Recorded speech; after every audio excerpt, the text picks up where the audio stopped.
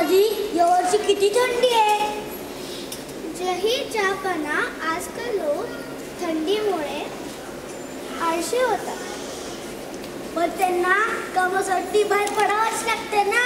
हो महाराज, पण जेव्हा जास्त थंडी असते लोकांना बाहेर निघायला जास्त आळस येतं. तू बरोबर म्हणते संभाजी, एवढं थंडीत कोण बाहेर पडणार. माफ करा सरकार, पण मला असं नाही वाटत. अहो बिरबल, तुम्ही आमच्या विरोधात का बोलता.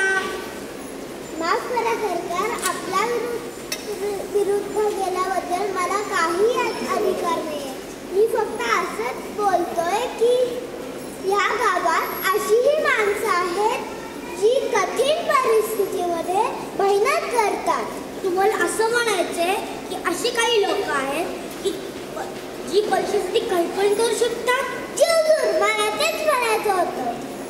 अहो बिरबल, किती जोरात बोलताय. मला ह्याच्यावर विश्वासच नाहीये. हे एवढं थंडी कोणीच नाही करणार, आणि कळलं तर मरणार. आत्ताच समजून राज्यात दवंत पिटते.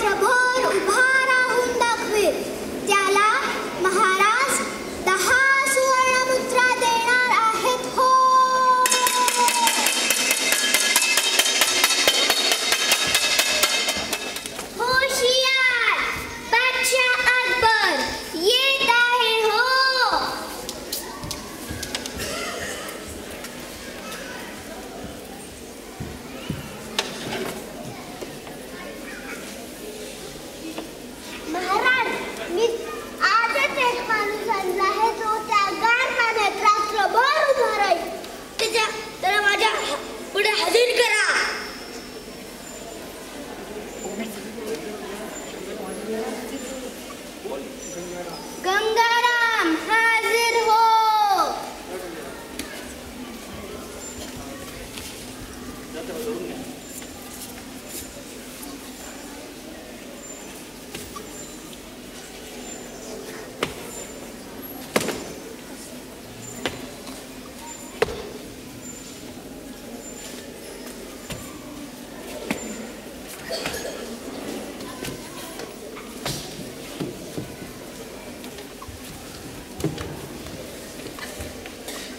महाराज, तुला माहितीये ना, बिरबलने सगळं सांगितलंय ना.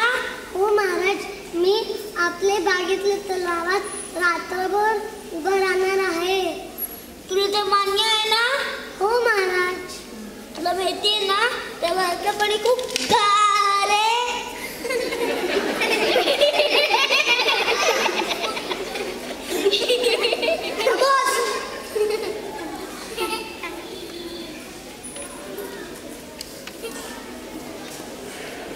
आपण याच्यावरती लक्ष ठेवायला 2 सकाळचा बंदोबस्त करू. हा, 2 बाय तैनात करा. चला, उद्या भेटू.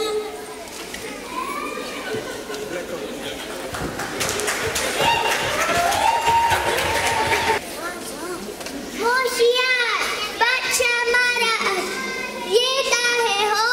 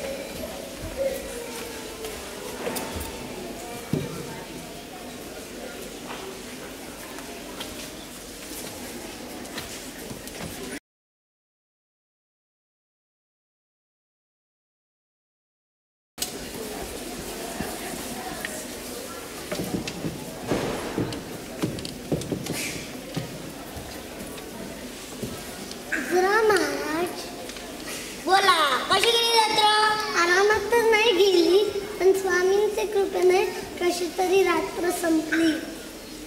तुम्ही कसं केलं?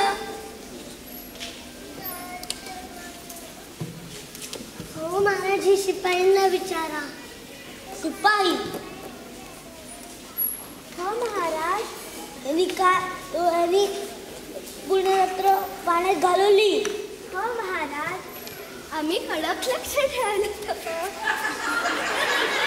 हे काय महाराज, पण हा खरंच पूर्ण रात्र पाण्यात उभा होता.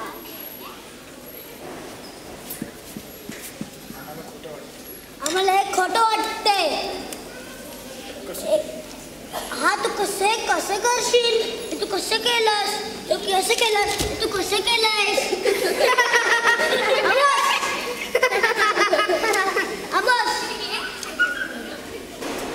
कठीण होती रात्र. थंडगार पाण्यात उभी राहून कुडकुडलो. श्वास घेणेही कठीण जात होते. दूरवर एक दिवा होता. त्याच्याकडे पाहत स्वामींचे नाव घेऊन लागलो. त्या दिवाळीच्या गरमीने तो राहिला पाण्यात. कसं सापडलं?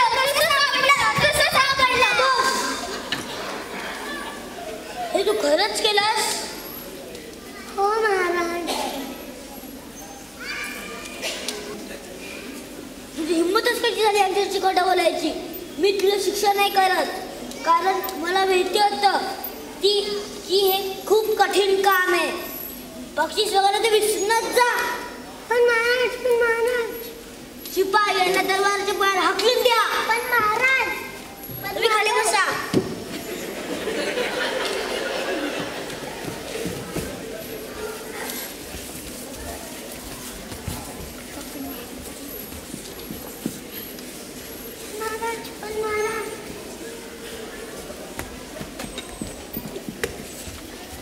बिरबल, आता तुम्हाला तुमची चूक लक्षातच आली असेल. माफ करा महाराज. तुमच्या विरुद्ध गेल्याबद्दल माफी असावी. केले माफ. कोणी ना कोणी चूक करतच असतं. महाराज, काही अडचणीमुळे मला घरी जायला लागले. मी जेवून दुपारी पटकन येतो. हो, लवकर या. महत्वाच्या कामांची बातमी करायची आहे.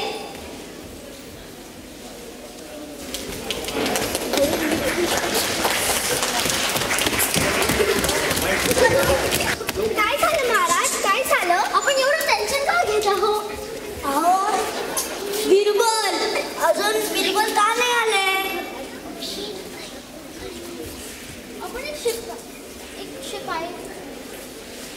आपण एक शिपाई जायला देऊ. हो, एक शिपाई पाठवा. मुजरा महाराज. महाराज अशी कामं.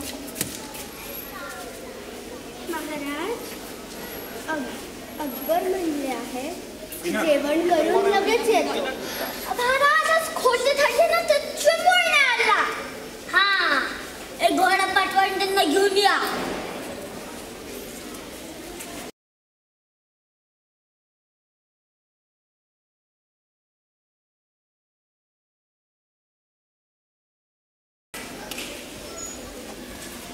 काय तुम्ही एकटेच?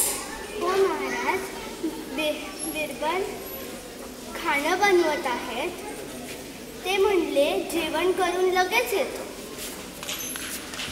त्यांना जेवायला इतका वेळ लागतच नाही.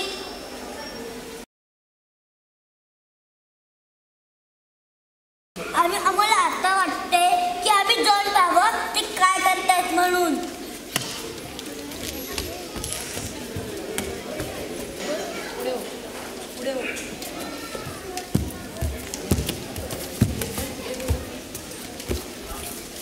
महाराज, आपण माझ्या घरी यायचे कष्ट का घेतले? पण शिपाईने सांगितलं. बिरबल, तुमची तब्येत ठीक आहे ना? हो महाराज. हे अंडी एवढ्या वरती आणि अंग इतके खाली. मग मी ते बरोबरच करतोय ना. पण आगीची ऊब त्या अंडीला कशी लागणार? जर त्या गरीब माणसाला त्या दिव्याची ऊब मिळत असेल तर माझ्या खिचडीला पण मिळेल ना. हा, आता आम्हाला समजलंय बिलबल. आता आम्हाला चूक समजली आहे. उद्या त्या गरीबीला बोलून 10 नाही तर 100 सुवर्ण मुद्रा देऊन त्याचा सत्कार करा.